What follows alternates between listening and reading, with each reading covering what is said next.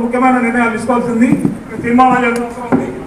ఒకటి, division wise ఎన్నికలు జరపడానికి మనం ఎంతోమంది నిర్ణయించినారు, అది ఆల్రెడీ తీర్మానం చేశారు. ఆ తీర్మానాన్ని కొనసాగిస్తూ మనం ఒకసారి సభ్యులందరూ చెప్పలు కొట్టినట్టయితే దాని తీర్మానాన్ని కొనసాగిస్తామని తెలియజేస్తున్నాను. ఇంకొకటి, సభ్యులందరూ కోరిన ఏంటంటే దొంగ ఓట్లు ఉన్నాయి, ఎవరిని దొంగ వెతలు ఉన్నాయి, దానిపైన ఆధార్ అనుసంధానం చేయాలని నిర్ణయించుకున్నాము. దాన్ని మీరందరూ ఓకే అంటే తీర్మానంగా ప్రవేశపెడతామని సందర్భంగా తెలియజేస్తున్నాం. ఓకే, ఒప్పుకున్నట్టే నా రెండు ఓకే. శివ గారు, రెండు తీర్మానాలు అయినాయండి. దాన్ని ఎంతమంది ఉన్నారో ఇస్తాము, అందరికీ అవకాశం ఇచ్చే అవకాశం ఇస్తాం. ప్రారంభమైనప్పుడు 100 రూపాయలే ఉండేది సార్.